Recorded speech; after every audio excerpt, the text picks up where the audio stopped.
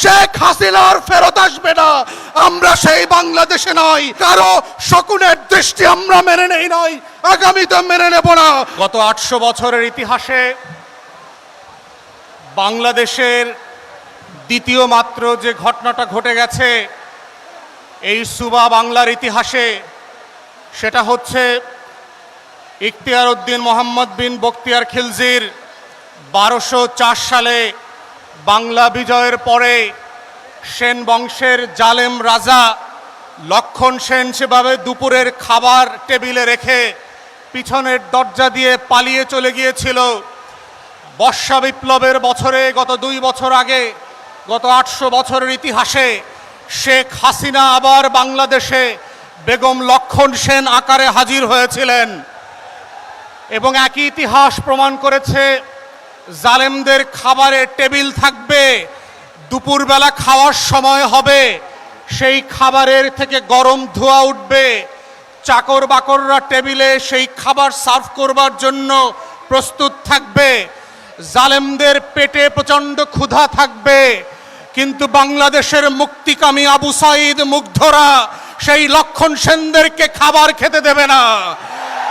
2024 সালে লক্ষণ সেনদের ইতিহাসে আবার প্রমাণ করেছে বাংলার প্রতিবাদী জনগণ শত শত বছরের গোলামীর জিঞ্জির ভেঙে যেভাবে আজাদির লড়াই করেছে, ইনকিলাবের মুক্তির লড়াই করেছে, 24-এর বর্ষা বিপ্লব করেছে, একইভাবে দিল্লির আধিপত্যবাদের বিরুদ্ধে আগামী বছরগুলোতে শত শত বছরের সেই লড়াইয়ের ধারাবাহিকতা তারা অব্যাহত রাখবে। দিল্লিকে মনে রাখতে হবে বাংলার শাসকদেরকে, তার ইতিহাস আছে দিল্লির শাসকদেরকে পরাজিত করবার, এবং এই রংপুর বিভাগে বৃহত্তর দিনাজপুরে মোগল সম্রাটদেরকে, দিল্লির সম্রাটদেরকে যুদ্ধে পরাজিত করে সন্ধি চুক্তি করতে বাধ্য করেছিল এই আবু সাইদের পূর্বপুরুষেরা, এবং একইভাবে রক্ত দিয়ে 24 সালে বেগম লক্ষণ সেনকে 800 বছর পরে আবার বাধ্য করেছে গরম খাবার রেখে টেবিলে পিছনের দরজা দিয়ে পালিয়ে দিল্লিতে চলে যেতে।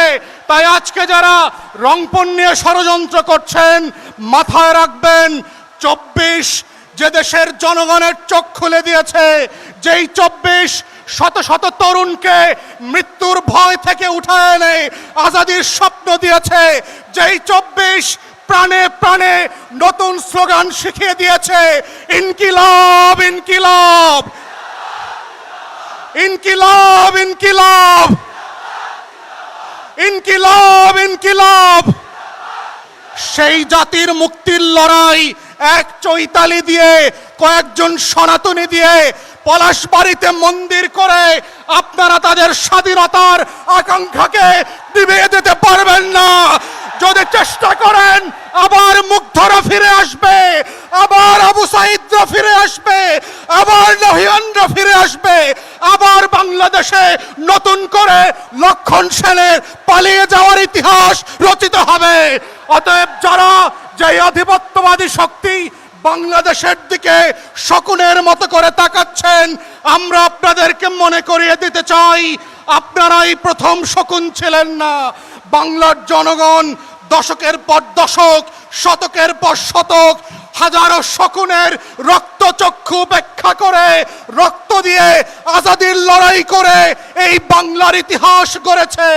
অতএব আমরা আজকের শাসক গোষ্ঠী যারা বাংলাদেশকে আধিপত্যবাদের বিরুদ্ধে নিতে চায়, যারা বাংলাদেশকে জুলাই সনদ থেকে সরিয়ে এনে নতুন করে পুরাতন রাজনৈতিক বন্দোবস্তে নিতে চায়, যারা আজকে বাংলাদেশকে 1400 শহীদের সাথে গাদ্দারি করে দিল্লির কথা মতো চলতে চায়, তাদেরকে আমরা শুধু মনে করিয়ে দেব বাংলাদেশে এখনো লক্ষ কোটি শহীদ ওসমান হাদিরা এখনো পাড়ায় মহল্লায় লাল সবুজের পতাকা আজাদিকের স্বাধীনতা পাহারা দিচ্ছে।